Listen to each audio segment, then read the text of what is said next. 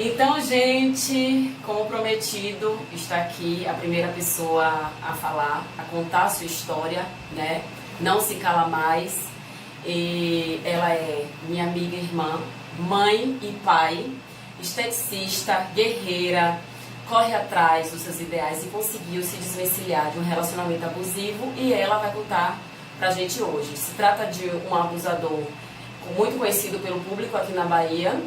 E ela vai contar a sua história pra gente agora. E espero que isso inspire muito mais mulheres. Minha amiga Dani Adams. Fique à vontade, amiga. Então vamos lá. O que você quer saber? Eu quero saber como você conheceu o seu abusador. Então, quando eu conheci, eu tinha 15 para 16 anos. Conheci através de uma pessoa também muito conhecida na mídia, inclusive você conhece muito bem. E a partir daí criei uma amizade e ele percebeu que eu era diferente das meninas do meio que ele conhecia. Então surgiu um certo interesse. Começamos a ficar, nos conhecendo, eu era virgem, então ele foi o meu primeiro homem. E aí a gente foi se conhecendo, comecei a namorar com ele, ele se envolvia com outras meninas, então ele acabou que provou pra mim que não se envolvia mais com ninguém, para me dar confiança para poder namorar com ele. Até aí tudo bem. Então namoramos durante um tempo. Como eu falei, eu perdi a virgindade com ele, foi meu primeiro homem. Nos primeiros meses de namoro, eu descobri uma traição. Mas a todo tempo você não desconfiava. Você acreditava e confiava que ele era fiel, correto. Por isso você se entregou para ser o seu primeiro homem. Sim, exatamente. Então, ele saiu de uma banda e foi para uma banda de nome em Salvador. Naquela época tinha aquelas coisas de fã-clube, que hoje não existe mais, é mais tudo virtual. Então tinha fã-clubes. Então assim, chegou uma certa vez, foi a primeira traição que eu descobri, que eu estava no meio das meninas do fã-clube e naquela época também revelava fotos. Tinha um álbum de fotos e uma menina que não me conhecia apontou para o meu namorado na foto e falou: "Não é esse que é namorado de Fernanda?" Eu tava esperando ele chegar. Aí eu falei: "É namorado de Fernanda?" Ela falou: "É namorado de Fernanda." Que no caso não é o seu nome. Você é Dani. Exatamente, que no caso não era eu. Não era eu. E aí simplesmente, para coisa de segundos, ele chegou. Aí eu falei: "Vem aqui, venha ver o namorado de Fernanda." E apontei pra ele na foto. Então ele ficou de todas as cores. Chamou de louca? Nesse momento não. Ficou sem graça porque não tinha como ele argumentar nada. Porque tinha presença de outras pessoas. Sim. E foi através de outras pessoas comprovando. Geralmente ele chama a gente de louca quando a gente não tem como provar. Às vezes até quando prova, meu amigo, sim. eles dão um jeito de querer dizer que é loucura que você não viu aquilo. Exatamente. Foi a primeira separação que eu tive. Naquele momento eu me separei porque eu tinha escolhido pra mim não viver um relacionamento assim. Com 16 anos, imatura e tudo mais. Me separei. Ele chorou muito, fez um drama, chorou de verdade, que me comoveu. As primeiras vezes a gente sempre se comove, né? A gente acredita. Acredita que a pessoa pode mudar. Exatamente. Tá. E foi isso que me prendeu durante 14 anos, porque a gente sempre acha que a pessoa pode mudar. Mas isso ao longo da conversa você vai entender. Uhum. E que, vamos ressaltar uma coisa, quem quer mudar de verdade, muda. Eu conheço gente que mudou. Muda. Quem quer mudar, muda. Só que uma coisa, Camila, que não muda, o que eu aprendi durante esses anos é o caráter. Caráter a gente não muda. Quem não tem caráter não tem como mudar. Com certeza. Não existe. Voltando, terminei com ele a primeira vez. Ele chorou muito, fez aquele drama, eu não quis voltar. Eu conheci uma outra pessoa, fiquei noiva de uma outra pessoa. Passou 1 ano e 8 meses eu com essa outra pessoa, e ele o tempo todo querendo voltar, falando que ia me ter um dia de novo, não sei. Me separei dessa pessoa, por motivos que não tem importância, relevância agora. E aí voltei a sair. Encontrava com ele em festas, falava com ele normal. Um certo dia ele me ligou, ele estava no Santo Antônio, era a festa de Santo Antônio na época.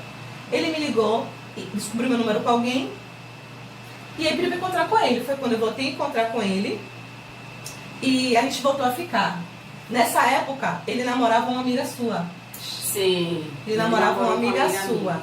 E aí, ele ficava comigo e com ela. E depois acho que ele se separou dela e acabou que a gente ficou. Eles terminaram. Eles terminaram. Na verdade, eu acho que quando eles terminaram, eu não sei, isso eu não posso afirmar, mas houve um fato de que ela soube que você estava grávida. Pronto, vamos chegar nesse ponto. Então eu voltei a ficar com ele e até anotei aqui para alguns tópicos para poder não esquecer. Porque eu achei que ele ia mudar, né? A pessoa se comove com aquela situação toda. É aquela coisa, a pessoa mexe tanto com o nosso emocional que a gente passa a ser refém dele, refém do sentimento dele. Então toda vez que fala que mudou, que não vai fazer mais, a gente acredita. Sim. O nosso inconsciente, eu acho que ainda fala pra gente. Sim, sim. Que não. Gente, vou dizer uma coisa. Vou dizer uma coisa que eu aprendi. As pessoas dão sinais o tempo inteiro. A gente, por estar presa, por estar refém, a gente não consegue enxergar, ou talvez não quer enxergar. Mas as pessoas dão sinais o tempo todo. Engravidei. Eu engravidei e não estava namorando com ele. Então aquilo foi um peso pra mim, porque eu sabendo como ele era, eu não queria voltar a namorar. Eu queria só ficar. Não queria voltar a namorar. Tanto que ele estava namorando com sua amiga e tudo mais. Foi aí mesmo que eu não queria voltar a namorar. Só que no meio disso tudo, eu descobri que ele tinha engravidado uma menina no bairro onde ele morava. A menina já tinha tido neném. E eu, pela mulher que eu sou, que eu cuido, que eu ajudo de todas as formas, ajudei de todas as formas a formar a pessoa que ele é hoje. Ajudou. Eu corri atrás, entrei no Ministério Público, entrei com pedido de DNA, levei no dia do DNA, paguei o DNA com o cartão de crédito da minha mãe. Fomos no nosso carro. O DNA da moça que dizia estar grávida dele. Dessa moça que dizia que o neném estava, que era filha dela, já tinha nascido o neném. Sim. Porque ela cobrava muito a ele as coisas para poder dar. E a menina ia fazer 1 ano e ela queria fazer uma festa. Eu falei, você não vai fazer uma festa até a gente provar que ela não é sua filha, não é filha sua. Você tem certeza? Ele tem. Eu falei, então pronto. A gente foi, eu corri atrás, fiquei ligando todos os dias para o Ministério Público para saber do resultado, porque fui no particular. E no dia do resultado, eu acompanhei ele em tudo. Fomos eu, ele e ela dentro do carro para o fórum. Para lá, eu esqueci o nome da pessoa que faz isso, que ajuda. Esqueci o nome. Chegou, conversou com eles e falou na cara dela que o filho não era. Então ele ainda perguntou se ela tinha como voltar para casa. A gente foi de carro, com o nosso carro. E aí ela ficou por lá, não, vou ficar por aqui mesmo. Isso antes da gente entrar foi engraçado. Ela ainda falou assim, mas daqui a gente já pode ir pro cartório registrar, né? Eu falei, se o filho fosse dele, sim. A gente vai direto pro cartório. Ou seja, até isso você fez, até isso você se deu pra ele, sim, pra ajudar a descobrir que o filho, se a filha era ou não dele. Gente, você sabe o quanto isso é a mulher amar de verdade, a mulher amar o homem grávida, ainda ajudando a descobrir se o filho era dele ou não, e se fosse, ela iria ajudar a assumir com a mulher que ela é, sim, que ela não é uma menina, ela não é ela é responsável, sabe? Uma criança não tem culpa. Exatamente. Então ela fez pra ajudar, por amar. E se não fosse por mim, ele teria mais um filho nas costas, né? Porque ele não ia nem buscar no DNA. Ele não tinha entendimento disso. Não tinha. Quando eu falo eu formei a pessoa, porque a pessoa conheceu o mundo através de mim. Eu sempre fui de família boa. Meu pai sempre teve condição financeira boa. Para quem não sabe, meu pai é falecido. Eu tinha exatamente a idade que eu conheci essa pessoa. Então talvez eu tivesse depositado nele essa responsabilidade afetiva de um homem na minha vida, por não ter a presença masculina de um pai. Então acho que eu depositei tudo nele. Sim. E acho que por isso que eu fiquei refém também durante muitos anos dessa relação. E também por ter a certeza de, por ter sido criada com pais separados, eu sempre coloquei na minha cabeça de que quando eu tivesse a minha família, eu jamais iria querer que minha filha vivesse com pais separados. Então eu tentei de todas as formas. E durante a sua gravidez, como ele se comportou? Pronto. Durante a minha gravidez, a princípio a gente teve algumas turbulências, mas quando a gente começou a aceitar que tínhamos que virar uma família, fomos morar juntos na nossa primeira casa, no Cosme de Farias, que é um bairro aqui próximo de onde eu moro. Foi tudo maravilhoso. acho que foram os únicos momentos felizes que eu tive na vida real. Porque quando eu coloco na balança, eu tive muito mais momentos tristes do que felizes. De quantos anos de relacionamento? 14 anos. 14 anos. Então eu percebi que ele estava mais próximo a mim, ele ia comigo em todas as consultas, ele participou do parto junto comigo, ele acordava de madrugada para cuidar. A princípio ele foi um pai excelente, espetacular. Não e tenho do que reclamar. Quando ele começou a ser o seu abusador e você a perceber que estava fazendo mal para você? No começo a gente não percebe. Na verdade a gente não quer enxergar. Por amar a pessoa, a gente não quer enxergar que aquela pessoa está fazendo mal e fazendo a gente se sentir daquela forma. Aí o que acontece? Enquanto eu estava grávida, ele tocava nessa banda que tem nome em Salvador. Logo, quando eu tive neném, ele decidiu que ele viraria cantor. Então, eu nunca me esqueço desse dia. Na laje da nossa casa, ele chegou pra mim e falou que ele ia ser cantor. Eu pedi, por favor, não faça isso. Porque no fundo eu sabia que não ia dar certo pra gente, como casal. Porque eu sabia que é uma pessoa que tinha mente fraca e que ia se deixar levar pelas coisas do mundo. Então... E você já sabia o que eu já passava. Sim, né? Eu já sabia o que você já passava. Então, eu pedi e ele disse que seria uma oportunidade de mudar de vida e tudo mais. E não foi. Foi aí que começou meu inferno. Porque ele teve acesso, ele deixou de ser figurante para ser protagonista, linha de frente, aparecer mais, ser mais desejado, mais cobiçado. E por não ter a mente boa, a mente fraca, deixa o ego subir para a cabeça e cair em tentação. Então, foi aí que começou todo o meu inferno. Foi aí que meu corpo mudou. Depois que eu tive neném, eu tenho tendência a engordar, isso é genético. Desde adolescente eu sempre fui grande, sempre fui grandona. Então, meu corpo mudou muito, eu engordei 20 quilos na minha gravidez. Depois que eu tive neném, eu fiquei desesperadamente louca, querendo emagrecer, consegui perder 10 quilos por força de vontade. Mas ainda assim o corpo da mulher muda, os seios caem, a barriga fica flácida, fica com estrias. Então, tipo, o meu marido estava entrando em um mundo em que era puro glamour, só mulheres lindas, gostosas, se ensinando para ele o tempo todo. E dentro de casa ele tinha uma esposa que, ao ver aos olhos de um homem abusador, não serve mais. Já não serve, porque a partir do momento que o homem procura fora, é o que digo. E tem acesso a mulheres... Fácil.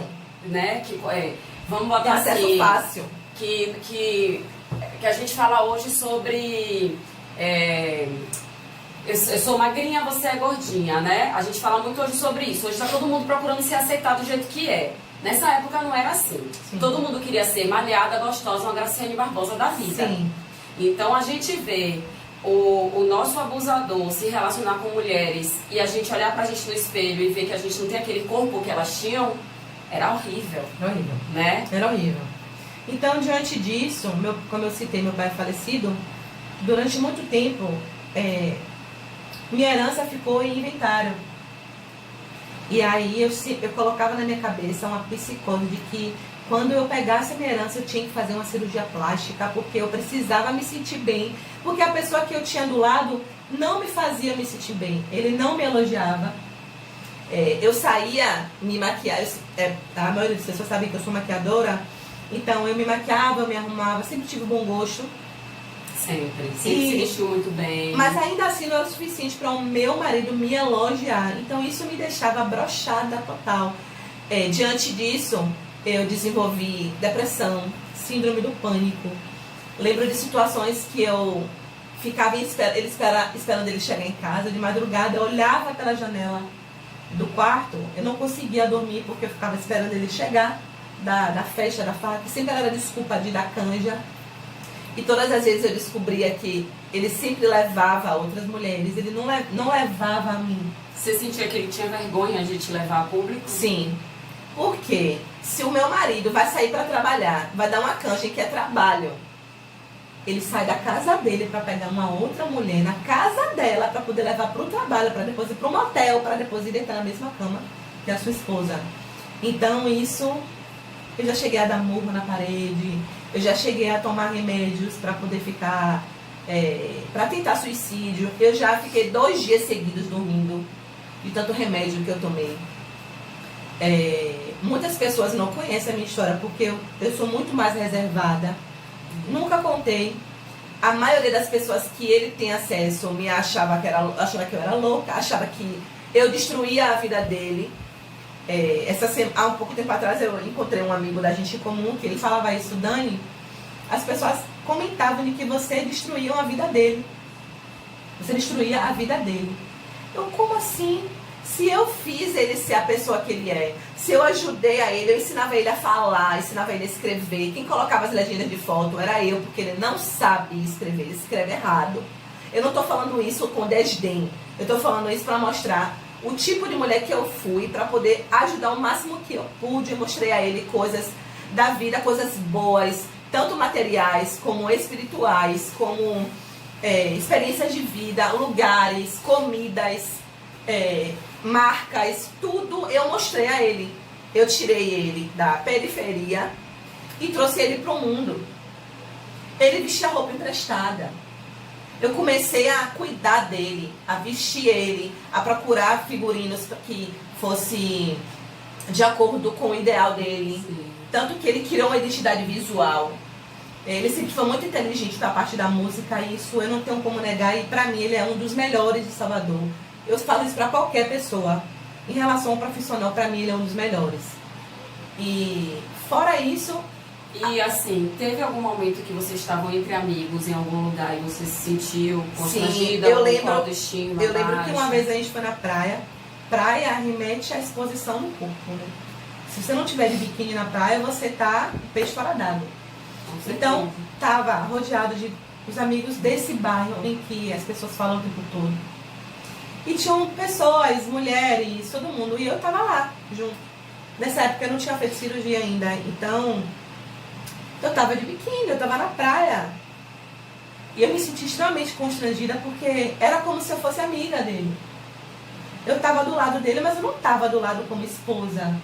Eu não sentia aquele carinho, aquele cuidado. Ele estava com você, mas não estava próximo, nem abraçado, nem beijando, nem fazendo carinho. Isso, então aquilo me incomodou muito. E foi a partir desses momentos... E tinham outros casais que estavam fazendo carinho? Sim. E o que me doía é que, tipo, muitos músicos faziam questão de levar as esposas. E chegou um momento em que eu não ia mais para os lugares. Como é que pode? O seu esposo vai tocar em um lugar, você não vai com ele de casa, você não sai com ele de casa. Você sai com suas amigas, mas com ele você não sai. Quer ver uma coisa que me doeu bastante? A gente sempre teve carro. O primeiro carro que a gente comprou foi no nome da minha mãe. Tudo bem. Foi um carro usado, mas o primeiro carro que a gente comprou, zero, ele fez surpresa pra mim. E desceu pra garagem pra me mostrar o carro. Foi um dia do Festival de Verão, que eles iam tocar no Festival de Verão. Então era um momento de comemoração, porque para uma banda de pagode tocar no Festival de Verão, mesmo que tenha sido um palco paralelo ao palco principal, é motivo de comemoração. Você vai querer estar com pessoas que você ama por perto para poder você compartilhar esse momento. Então nesse dia a gente desceu, ele: vamos aqui na garagem comigo, com o controle escondido. Ele apertou o controle, eu falei: não acredito. Aí fiquei super feliz, ficamos super felizes. Nesse dia ele subiu, tinha esse show. Não, minto, desculpa, me perdoe. Nesse dia ele saiu com os amigos para inaugurar o carro. Ele não se inaugurou com a família. Ele não pegou eu e minha filha para poder a gente passear, comer uma pizza, fazer alguma coisa, não. Ele saiu para comemorar com os amigos. E quando você questionava ele alguma coisa desse tipo, poxa, não foi com a gente, foi com os amigos, o que ele te dizia? Não é nada que você tá pensando, não. Fui dar uma volta com os caras. Fui resenhar. Não era de muito assunto para se explicar. Não. Era, não, aí você tá pensando e acabou. Não. E o que é que eu fazia? Eu sempre acatava porque eu conheço a minha natureza, e por muitas vezes meu relacionamento ter sido ioiô, porque todas as vezes que eu descobri a traição, no fundo eu sabia que eu não queria aquilo, então eu terminava. Tanto que eu já terminei umas 50 vezes. Todas as vezes, ele pedia pra voltar. Ele sempre que pedia pra voltar. Então ele voltava com aquele papo dele do começo, que deu certo, lembra? Chorando, dizendo que ia mudar, que queria nossa família junto de novo. E eu, por ter essa consciência de que não querer criar minha filha com pais separados, eu acabava aceitando. Isso virando uma bola de neve, uma bola de neve, uma bola de neve. Vai virando um ciclo vicioso. E aí voltou as traições. Vai virando... Você já estava refém já, sim, total, de quando ele queria estar com você, quando ele lhe traía, ou quando ele dizia, não vou fazer mais, volte pra mim, você voltava. E vai virando aquele ciclo que a gente já vem conversando sobre isso. Até o dia que eu descobri que ele ficou com uma das minhas melhores amigas. Isso pra mim, meu mundo caiu, porque eu tenho tatuagem com ela. E ela, inclusive, era a namorada de um músico da banda. Então, tipo assim, tudo começou em sair pra resenhar com um amigo em comum deles, que também ele pegou. Não adianta dizer que não, porque a gente sabe. E saíam sempre pra resenhar. No tipo de resenhas que eles gostavam de fazer. Quem conhece eles vão saber vão entender o que eu tô dizendo. Saíam pra resenhar. E aí numa dessas eles se apaixonaram, ficaram. Tudo isso pelas minhas costas. A gente morava na mesma casa, a gente andava todo mundo junto. Ela sabia, eu compartilhava com ela as coisas do meu relacionamento. Porque a amiga divide. E ela sabia de tudo e ela estava apaixonada pelo meu marido, ficando com o meu marido. Todo mundo sabia, menos eu. No dia que eu descobri... É sempre assim. Vamos só para descontrair. Nós somos sempre as últimas a saberem, né? No dia que eu descobri, foi aí que eu liguei pra ela, eu disse um monte de coisa pra ela. Eu falei, não passe na minha frente. Porque eu fiquei com tanta ira. Eu não gosto nem de despertar ira, ódio, porque não é de mim isso. Quem me conhece sabe que eu sou por amor. Mas ela conseguiu fazer isso comigo, ter pensamentos ruins. Porque doeu. Doeu muito saber que é uma pessoa que tá na sua casa, sabe? Dentro da sua casa, com sua família. E pegar o seu marido pelas costas. Aí eu comecei a despertar. Foi aí que eu comecei a despertar. Não que eu não soubesse as coisas que ele fazia, mas quando eu tinha certeza do que eu sabia, eu terminava. Então sempre era isso, ioiô, ioiô. Vá, pergunte. Porque o que lhe levou a fazer tantas cirurgias plásticas? Pronto. Que na verdade acabou virando um sonho, né? De tanta aflição, angústia que eu passei durante... Autoestima baixa. Autoestima baixa. Foram alguns anos. Ver ele não te elogiar, você começou a se sentir mal, se olhar no espelho, achar que tinha que ter o corpo que aquelas mulheres tinham. Me sentia muito feia. Não me achava bonita, não me achava atraente. Então, o que é que eu fazia? Primeiro, em relação a mulher, na nossa intimidade no quarto, sempre busquei novidades o tempo todo, para que não caísse na rotina, para tirar minha consciência pesada de que, poxa, não sou eu, sabe? Não sou eu o motivo dele estar me traindo. E isso eu buscava, para tentar provar para mim mesma que não era eu. Então, eu busquei de muitas formas, eu busquei. E aí, chegou ao ponto disso virar uma obsessão de querer mudar meu corpo para me sentir melhor. Só que até conseguir, né, diante dessa herança que saiu, tanto que quando eu peguei minha herança eu estava separada dele e eu quis compartilhar com ele esse momento. Eu falei, você não sabe o que aconteceu, eu consegui durante anos, consegui receber a herança do meu pai, ele quis voltar na mesma hora. Vamos sair para comemorar? Vamos! Aí a gente voltou. E nesse que a gente voltou... Na hora que você falou da herança, ele quis voltar. Muito interesseiro. O que é que acontece? Eu vou te explicar o porquê. Porque a gente saiu pra jantar, a gente fazia as coisas, tudo que a gente queria o tempo todo. E aí, eu fiz a cirurgia, ele me acompanhou, ele dormiu no hospital comigo, tudo bem. Eu operada, ele me traiu. Ele questionou, poxa, você sabe reclamando de dor, você não pode mais sair, não pode mais fazer nada. Eu falei, pô, bicho, eu tô operada. E a cirurgia que eu fiz, ela simplesmente exige um repouso de pelo menos 30 dias. Então ele não conseguiu. Eu também passei muita raiva na minha recuperação, no meu pós-cirúrgico. Ele ficava com o meu cartão de débito na mão. Saía para dar canja, me pedia para poder, poxa, vou ficar lá, vou ficar sem nada na mão, não vou botar nada. E eu lembro que ele pegava combos de bebidas com meu dinheiro. Lembro que uma vez eu operada, ele foi ver a amante, que hoje tem um filho com ele, que era amante. E hoje, inclusive, é minha amiga, mas na época ela era amante. E ela sabia que ele era amante? Ela me disse que não sabia, mas chegou um momento que ela soube. Sim. Né? Quando ele namorou com... A gente terminou, eu terminei. Ele namorou com ela. Ele traiu ela comigo. Porque eu fiquei com ele enquanto ele namorava com ela. Acho que é aquele negócio de vingança, de raiva, né?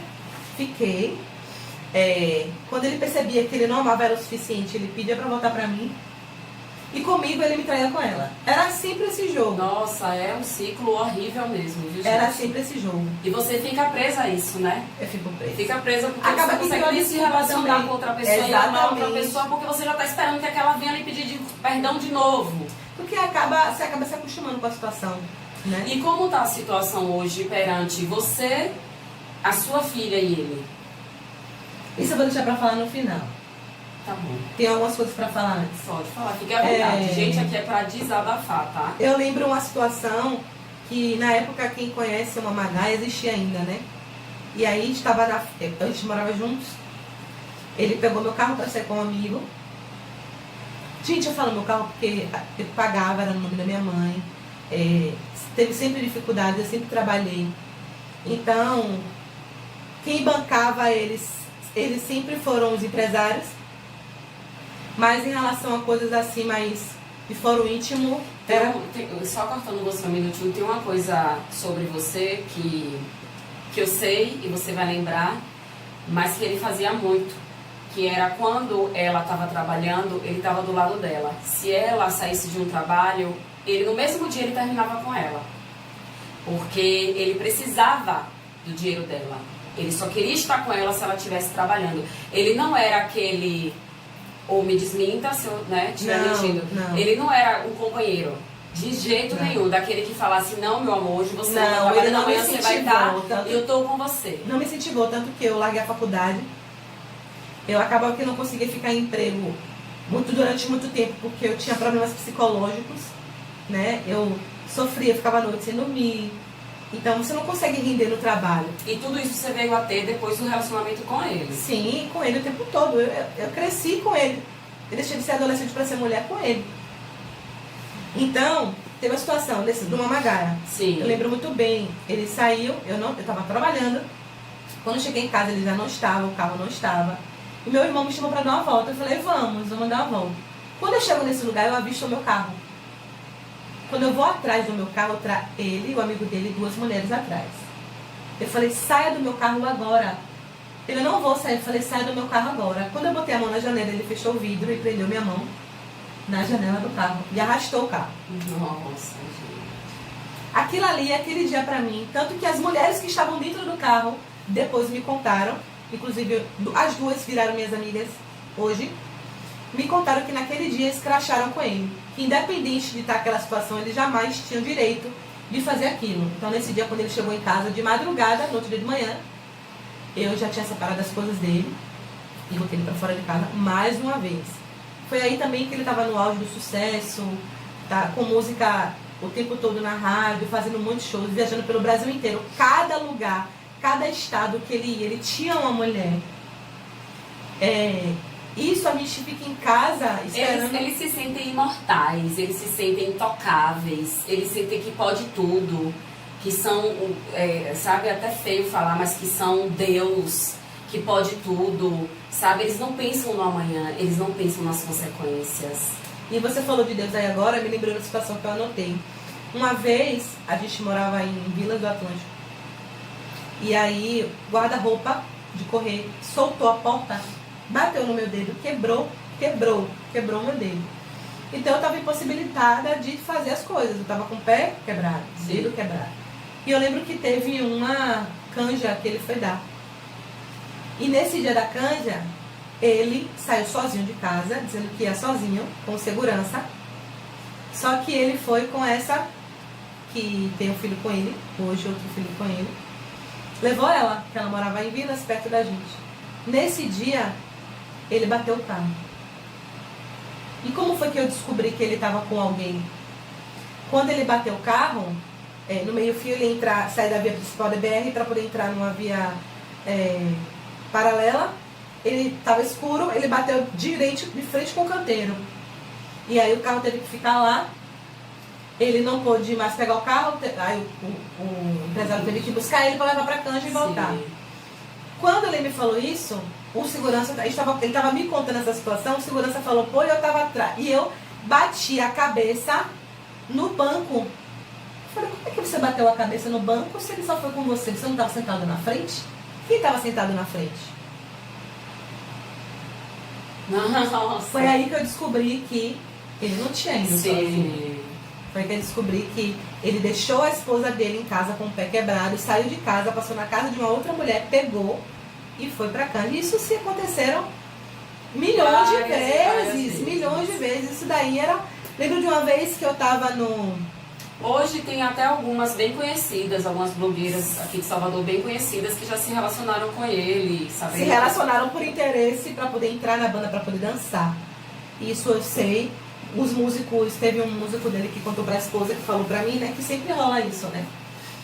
Meu Deus, eu não aguento mais entrar no quarto da pessoa e só sentir cheiro de sexo. Ou seja, ela viajava com ele e eles ficavam transando o tempo todo. E são mulheres que hoje até te pediram perdão, né? Uma me pediu perdão, a outra não. Sim. Uma me pediu perdão porque ela passou pela mesma coisa com o atual marido dela e ela me pediu perdão. Eu falei, eu não tenho que te perdoar, quem te perdoar é Deus. Eu não tenho que perdoar